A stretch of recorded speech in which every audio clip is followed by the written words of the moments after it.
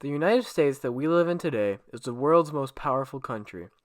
It has vast global influence, the largest and most powerful military, it is a cultural center with people coming in from all around the world, and the global trade center with the largest GDP and consumer market.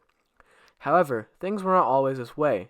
In the beginning of the 19th century, the United States was an up and coming nation. After dishing out a humiliating defeat to the Spanish in the Spanish American War, the U.S. returned to isolationism. Isolationist fervor was the main movement in the United States under President Wilson, with both citizens and politicians alike wanting to maintain domestic interests before international ones. These beliefs prevented the U.S. from getting involved in international affairs, which resumed again in the post-World War I era. An example of isolationism in the United States after World War I was when the League of Nations, created as the brainchild of President Woodrow Wilson, was doomed when Congress refused to allow the United States to join, keeping the United States out of global affairs. Another major difference was the U.S. economy. Between 1929 and 1939, the world experienced an economic depression which hit the U.S. especially hard.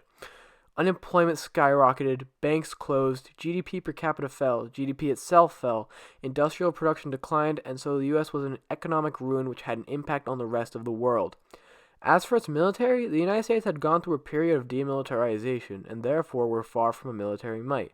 But then, in 1939, the U.S. hit its turning point, which would turn it from an economically ruined, isolationist, and demilitarized nation to a nation with vast global influence, the largest military in the world, and a prosperous economy. World War II.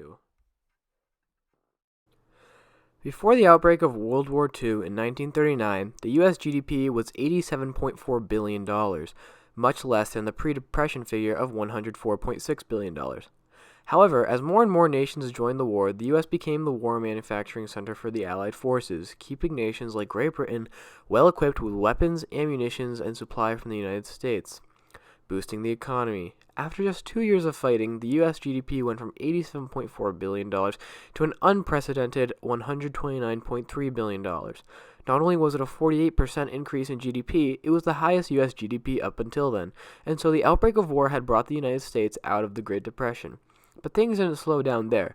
U.S. economic growth increased when the United States itself joined the war at the end of 1941, so much that after the first year of their involvement, the U.S. GDP increased by $36.7 billion, and eventually went on to be $228 billion at the end of the war in 1945, and that figure only grew after the war.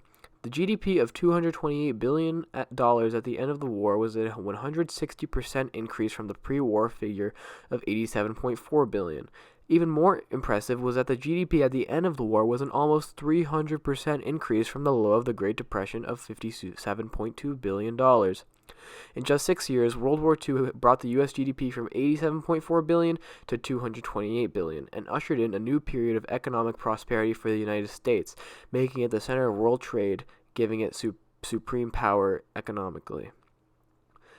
The industrial production in the U.S. was fueled by the war effort as well. During the Depression, the production index had sunk to 3.9 in 1933, but at the end of the war in 1945, the industrial production index had risen to more than 17, a tremendous increase. The rise in industrial production created a demand for workers. Prior to the war, during the Great Depression, the unemployment rate in the U.S. was almost 25%, an appalling figure. However, as the war effort produced more and more jobs, the unemployment fell drastically, at one point being less than 2%, the lowest in recorded history of the United States.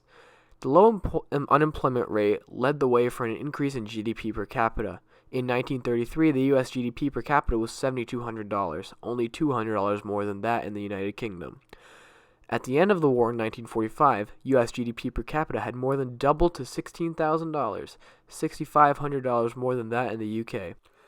Another obvious transformation during World War II was that of the United States military. During the interwar years, the U.S. lowered its defense budget as it went through a period of demilitarization. An example of this is the dismantling of the pride of the Navy, the Great White Fleet. In 1939, during the outbreak of war, the U.S. only spent $9.98 billion on their military, significantly less than the superpower of that time, the UK, which spent $80 billion on its military. After the attack on Pearl Harbor, the United States Navy was left crippled, and the U.S. war machine had not begun to pick up the pace, and many said the United States was a sleeping giant. The war industry produced ships, planes, and submarines faster than ever, which allowed the United States Navy to quickly recover. Despite all this, the United States military got off to a rocky start with many defeats in the war. However, the pivotal event in the conflict would come just 6 months after Pearl Harbor, with a desperate U.S. military fighting the Japanese at Midway and the Coral Sea.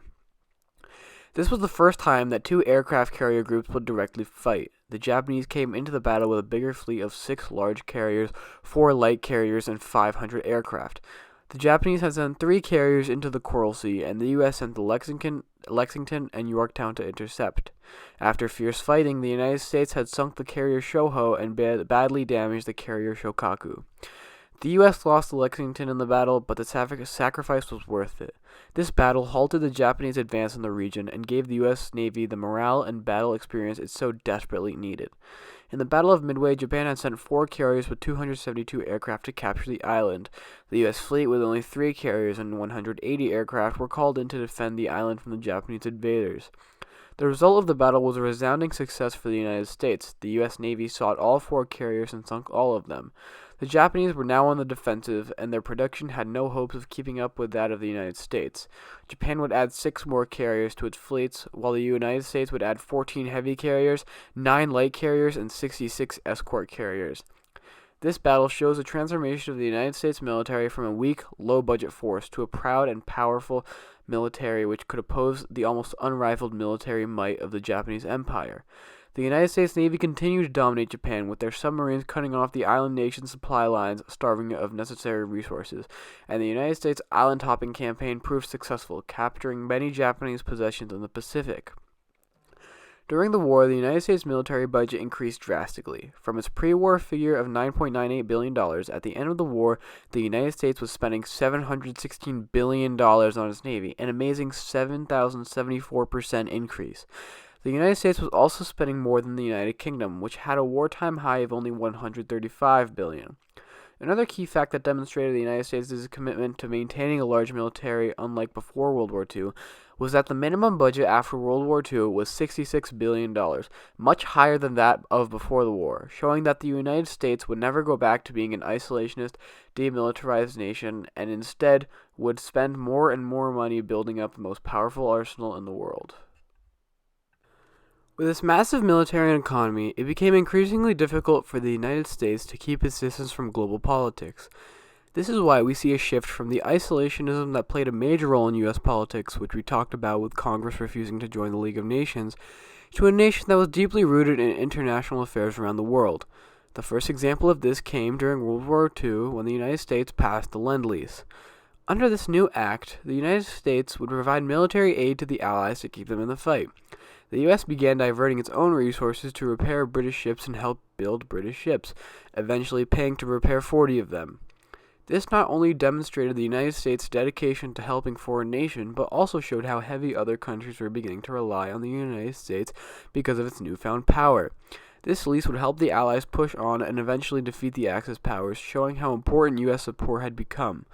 After the war, the United States continued to be involved in global politics when it created multiple post-war institutions like the United Nations, the IMF, and the World Bank. One of these agreements was called the Bretton Woods Agreement, which paved the way for the International Monetary Fund and the World Bank. This agreement was spearheaded by the United States and Great Britain. The project's foundations came from previous United States projects, and the U.S. was the main nation trying to convince smaller nations to sign on. After this agreement, the United States also said that international development was now one of its core commitments. This showed the United States had almost completely changed its foreign policy from the interwar years. This foreign policy was cemented when, after the war, President Truman released the Truman Doctrine. In this speech, he talked about how several European nations had requested aid. More importantly, he responded that the aid should come from the United States as no other nation was willing or able. This showed how the United States was one of the few nations to walk away from World War II relatively unscathed and stronger than ever. He even said that Great Britain, the superpower that dominated the world for centuries, could no longer help. This new foreign policy led the United States to take a leading role in the creation of the United Nations, as they wanted to stick up for smaller nations. One quote from the Truman Doctrine proved this. I believe that it must be the policy of the United States to support free peoples who are resisting attempted subjugation by armed minorities or by outside pressures. I believe that we must assist free peoples to work out their own destinies in their own way. I believe that our help should be primarily through economic and financial aid, which is essential to economic stability and orderly political processes.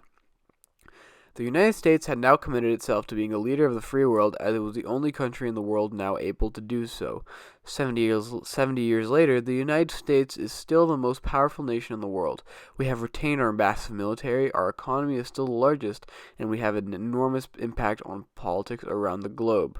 World War II was America's turning point from a world power to a superpower.